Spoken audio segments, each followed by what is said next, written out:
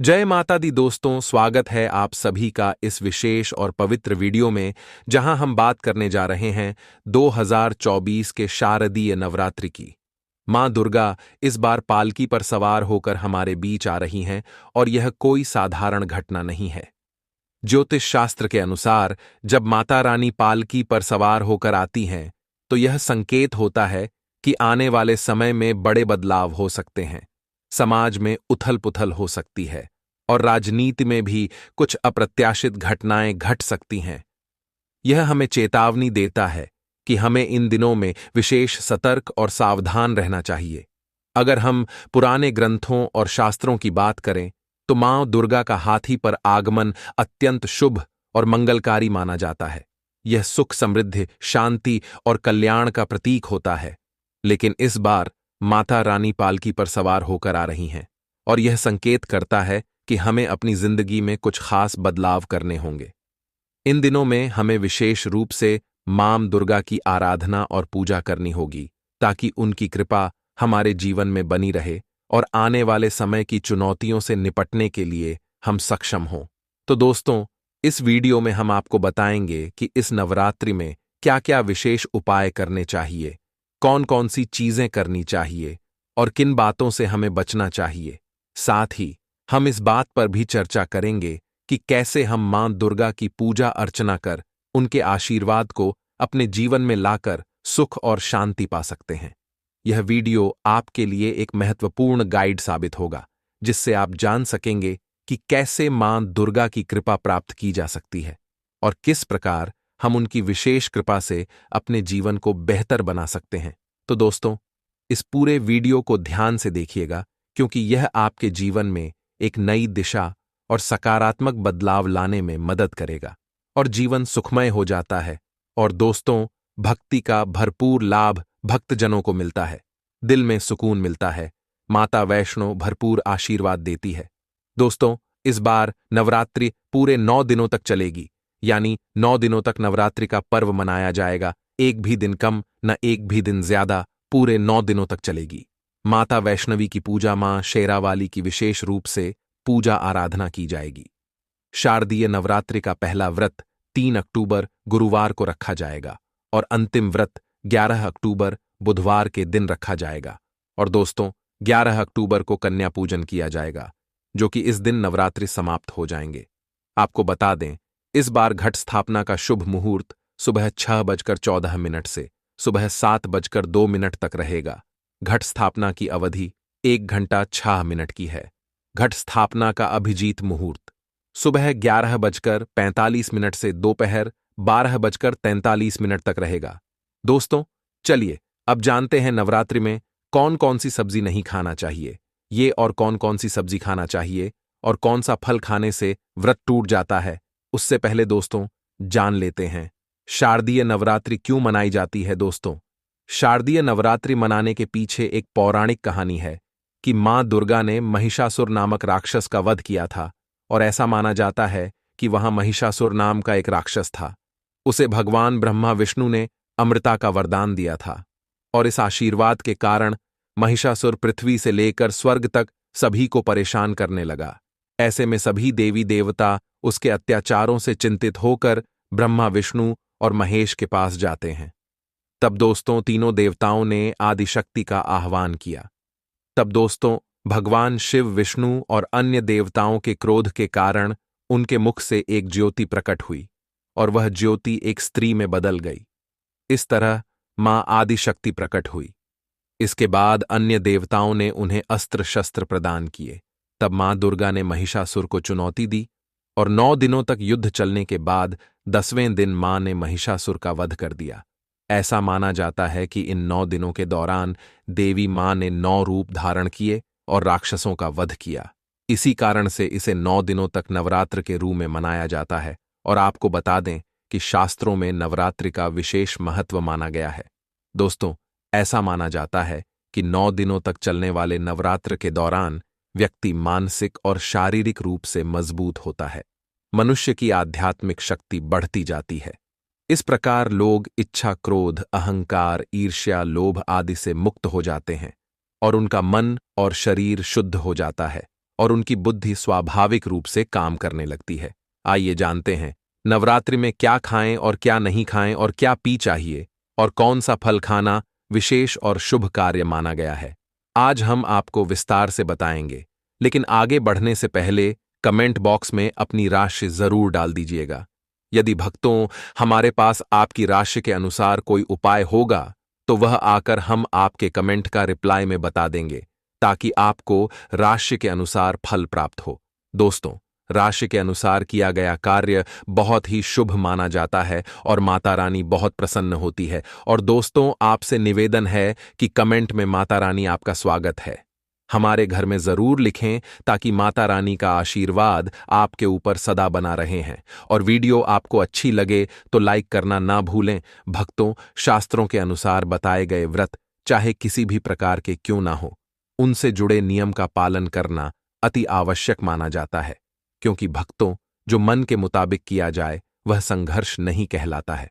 कहा जाता है कि मनोकामना को पूर्ण करने के लिए थोड़ा सा संघर्ष यानी कि तपस्या तो करनी ही पड़ती है।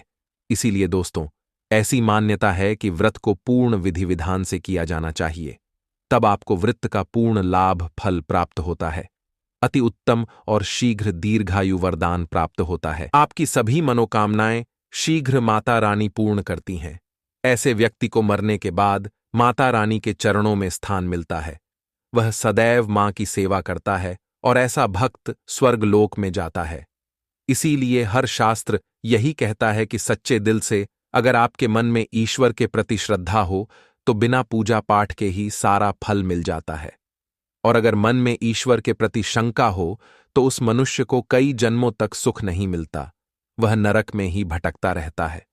गीता में भगवान श्री कृष्ण ने स्वयं कहा था, भक्तों, जो मनुष्य सच्चे हृदय से ईश्वर को पुकारता है तो उसका नाता उस शक्ति से जुड़ जाता है जिसे आपने सच्चे हृदय से पुकारा था।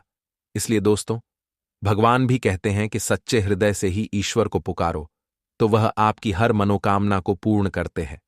भक्तों, कई लोग ऐसे हैं जो भगवान के सामने घंटों पूजा पाठ करते हैं तथा रोते हैं, फिर भी भगवान उनकी कभी नहीं सुनता। दरअसल जब आप सच्चे मन से ईश्वर को पुकारते ही नहीं हैं तो भला वह आपकी पुकार कैसे सुनेंगे। दोस्तों, यह तो थी वो बातें जो भक्त और भगवान के बीच की है। अब हम जानते हैं नवरात्रों के दौरान क्या नहीं खाना चाहिए और क्या नहीं पीना चाहिए और कौन सा फल खाने से वृद्ध संपूर्ण और सफल हो जाता है। दोस्तों, हमारे चैनल को सब्सक्राइब जरूर करें और इस बेल आइकन को दबाना ना भूलें। तो आइए शुरू करते हैं। दोस्तों, आपको बता दें, भूलकर भी नवरात्रि के दिनों में पानी पूरी कभी मत खाना, क्योंकि इस दिन कभी कभी बीच में शुक्रवार पड़ जाता है और शुक्रवार को मां संतोषी का वार कहा जाता है। माता संतोषी खट्टी चीज खाने वाले व्यक्ति से हमेशा क्रोधित रहती है, नाराज रहती है, क्योंकि नवरात्रों में माता संतोषी जागृत अवस्था में हो जाती है।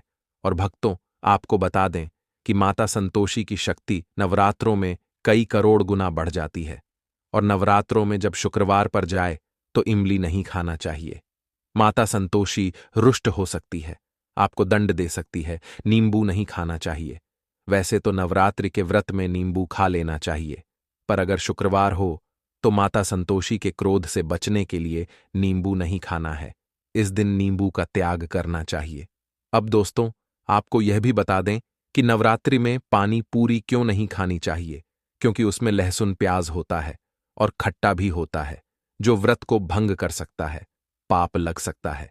अगर आंत्र नवरात्र या शुक्रवार को घटना नहीं खाते हैं तो माता संतोषी आपको धन धान्य से मालामाल कर देती है, आपके घर में अपना आवास बना लेती है। तो शुक्रवार के दिन नवरात्रों के दिनों में इस चीज का त्याग करना चाहिए, पालन करना चाहिए।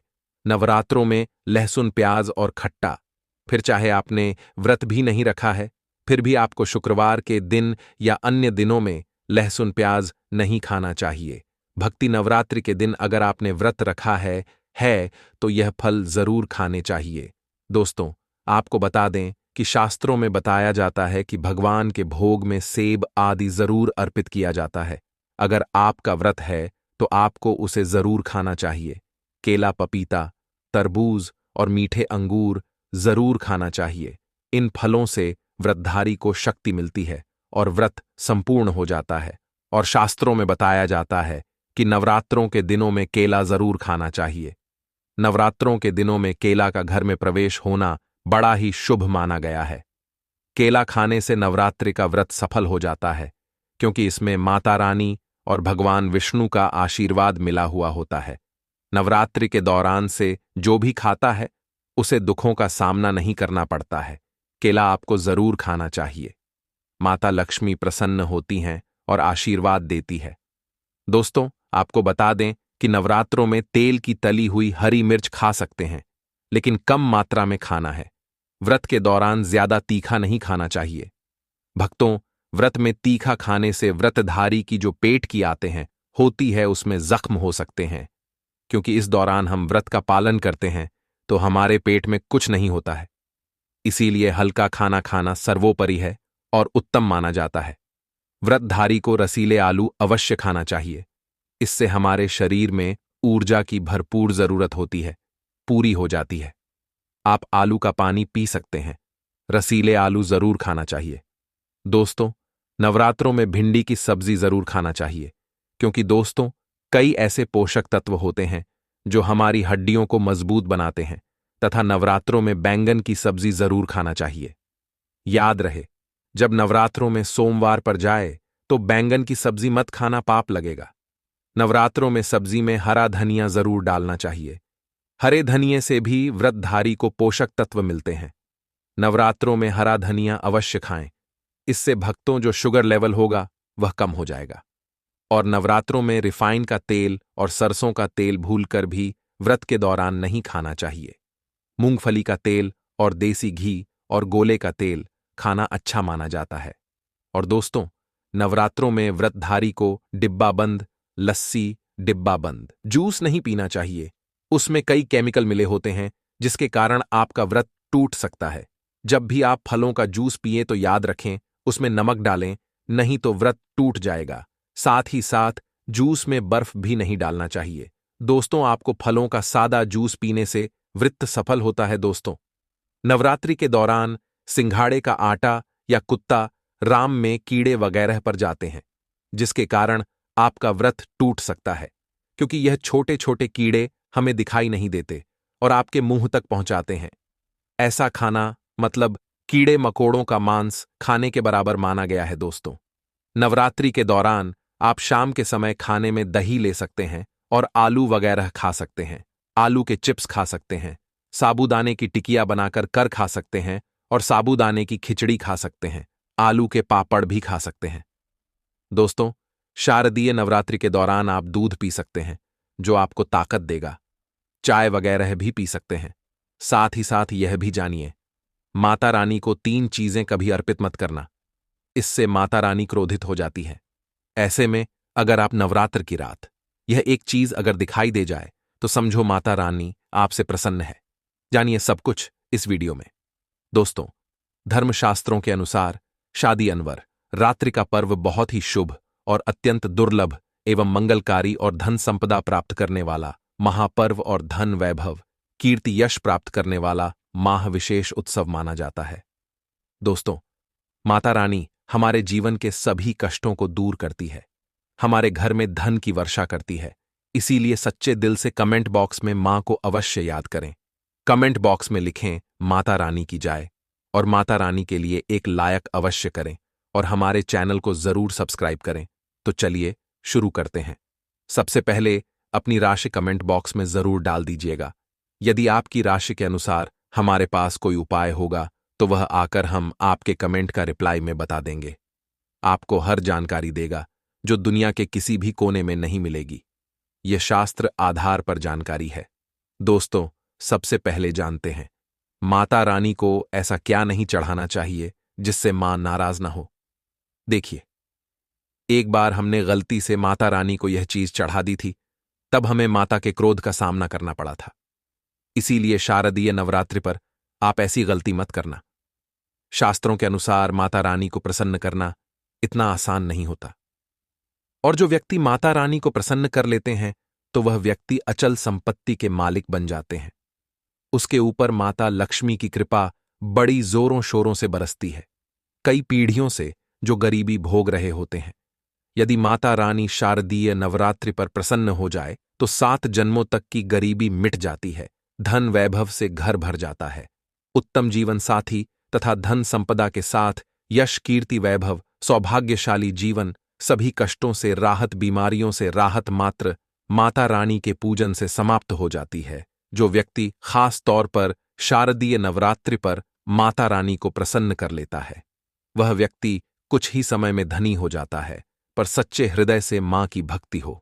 आपको बता दें, साल भर के इस त्योहार में माता रानी की पूजा में यह 3 चीजें माता रानी को कभी मत चढ़ाना, नहीं तो आपको बर्बाद होने से कोई नहीं रोक सकता। जो हमने गलती की वह आप मत करना, इससे माता रानी नाराज हो जाती है और हमेशा के लिए आपका साथ छोड़ सकती है। एक बार माता रानी ने हमारा साथ छोड़ दिया था क्योंकि हमने गलती से माता रानी को यह चीज चढ़ा दी थी। तब बड़ी श्रद्धा पूजा पाठ करने के बाद माता रानी को हमने मनाया, प्रसन्न किया और आज हम करोड़पति हैं, धनवान हैं। माता लक्ष्मी सदैव हमारे घर में वास करती है। जय माता रानी। मां बड़ी प्यारी है, चंचल है, अपने भक्तों को कभी निराश नहीं करते। तो चलिए प्राचीन ज्ञान धर्म ग्रंथों के आधार पर, शास्त्र आधार पर यह जानकारी शुरू करते हैं। भक्तों, इस दिन राहु केतु अपनी चरम सीमा पर होते हैं। जो लोग कर्ज लेते हैं, कर्ज देते हैं, राहु केतु उनके जीवन में आकर उल्टा उन्हें कंगाल, बर्बाद, नष्ट तथा घर में दरिद्रता आवास बना देते हैं और ऐसे घर से माता लक्ष्मी, माता दुर्गा रुष्ट हो जाती है। माता रानी को शारदीय नवरात्रि पर एक मिश्री का टुकड़ा भी अर्पित करके पूजा पाठ कर सकते हैं। यदि आपके पास धन नहीं है तब भी माता रानी उतना ही प्रसन्न होती हैं और आपके जीवन में धन और धनवान पूर्ण रूप से आपको यश, कीर्ति प्रदान करती है। माता को छल कपट द्वारा धन प्राप्त करने पर तथा पैसों से पूजा करने पर माता प्रसन्न नहीं होती, उल्टा माता रानी अत्यंत रूप से क्रोधित हो जाती है। इसीलिए हम तो कहते हैं कि ऐसा न करें तो ज्यादा ही अच्छा होगा। हमने जो गलती की, कम से कम आप वह गलती न करें, इसीलिए हम चाहते हैं माता रानी की कृपा आपको उचित मार्ग करने के बाद ही प्राप्त हो। भक्तों, जब आप माता रानी की मूर्ति या तस्वीर लेकर आए तो हमेशा ध्यान से देख लें, हुई तथा छत की मूर्ति नहीं होनी चाहिए। खंडित मूर्ति की पूजा नहीं की जाती, इससे माता रानी नाराज हो सकती है। शारदीय नवरात्रि पर पूजा की चौकी लाल कपड़े से बिछाने चाहिए। सफेद कपड़ा तथा काला कपड़ा या नीला कपड़ा नहीं बिठाना चाहिए। लाल रंग सर्वश्रेष्ठ और माता रानी को बहुत प्रिय है। भगवान कृष्ण कहते हैं, जो व्यक्ति माता रानी की पूजा में लाल कपड़े का आसान बिछाकर माता रानी का पूजन करेगा, उसके घर में धन, वैभव, यश, कीर्ति, उत्तम फलाहार रूप में उसका घर अन्न धन से भरा रहा है। घर में सुख समृद्धि की कोई भी कमी नहीं रहती। इससे माता रानी अत्यंत प्रसन्न होकर इस आसन पर विराजमान होती है और प्रसन्न होती है। इस चैनल आपको बारी बारी जानकारी बताएगा। वीडियो में अंत तक बने रहना और एक लाइक जरूर करें दोस्तों। माता रानी की पूजा में हरा वाला नारियल नहीं चढ़ाना चाहिए। इस समय आपको जटा वाला नारियल चढ़ाना चाहिए, क्योंकि नारियल माता रानी का प्रतीक है। शारदीय नवरात्रि पर नारियल घर में अवश्य लाना चाहिए, इससे साक्षात माता रानी का आगमन होता है। माता रानी को फलों में नाशपाती नहीं चढ़ाना चाहिए, से पाप लगता है। नाशपाती यानी नाश करने वाला, इसीलिए शुभ समय पर नाशपाती नहीं चढ़ाना चाहिए। माता रानी के पूजन में अक्षत यानी चावल का बहुत महत्व माना गया है। शारदीय नवरात्रि पर चावल माता रानी को अवश्य अर्पित करने चाहिए। टूटे हुए चावल नहीं होने चाहिए, इससे माता रानी नाराज हो जाती है। शारदीय नवरात्रि पर घर के चावल कभी किसी को मत देना, इससे माता रानी आपका घर छोड़ सकती है, क्योंकि चावल माता लक्ष्मी का प्रतीक है। इस समय माता लक्ष्मी घर पर आती है, जाती नहीं है। चैनल पर आए हैं तो आपको सच्चा ज्ञान प्राप्त होगा। लिखित आधार पर यहां झूठा ज्ञान नहीं दिया जाता है। दोस्तों, हमेशा याद रखें, शारदीय नवरात्रि के पूजन में माता लक्ष्मी को तुलसी नहीं चढ़ाने चाहिए, क्योंकि इस समय मां दुर्गा, मां लक्ष्मी और 9 देवियों की पूजा की जाती है। इसीलिए शारदीय नवरात्रि के पूजन में तुलसी अर्पित नहीं करनी चाहिए। दोस्तों, नवरात्रि पर लहसुन प्याज का खाना नहीं बनाना चाहिए। इस समय हलवा, खीर, पूड़ी आदि बनाने चाहिए, क्योंकि यह खाना माता को भोग लगता है। इसीलिए इस दिन मांस, मदिरा, लहसुन प्याज का खाना घर में नहीं लाना चाहिए। ऐसे शुभ मुहूर्त पर अशुभ कार्य न करें दोस्तों। देखिए, शुक्रवार का दिन माता लक्ष्मी को समर्पित होता है तथा माता संतोषी को भी समर्पित होता है। इमली की इतनी नींबू खा लेते हैं तो इससे माता संतोषी क्रोधित हो जाती है। जब शारदीय नवरात्रि पर आए तो इस दिन माता संतोषी जागृत हो जाती है। इसीलिए इस दिन इमली, पानी पूरी, नींबू आदि नहीं खाना चाहिए। कम से कम थोड़ा माता संतोषी का मान सम्मान अवश्य बढ़ाएं। इससे धन की देवी माता लक्ष्मी और अत्यंत रूप से प्रसन्न हो जाती है और आपको धन और धनवान रूप से आपके घर में वास बना लेती है। दोस्तों, शास्त्रों के अनुसार माना जाता है कि शारदीय नवरात्रि के दिन एक स्त्री को लाल, गुलाबी तथा पीला रंग या भगवा रंग के कपड़े ही पहनने चाहिए। माता रानी के पूजन में सुहागिन महिला को सफेद रंग नहीं पहनना चाहिए। यह रंग विधवा रूप माना गया है तथा काला रंग भी पहनकर पूजा नहीं करनी चाहिए। इसे शुभ नहीं माना जाता। काला रंग शनि का प्रतीक होता। माता रानी को लाल कपड़े अति प्रिय है। लाल रंग माता रानी को बहुत ही अच्छा लगता है। शारदीय नवरात्रि पर सुहागन महिलाओं को अपनी मांग में भरपूर मात्रा में सिंदूर भरना चाहिए। पैरों में पायल तथा श्रृंगार आदि होना चाहिए। इससे माता रानी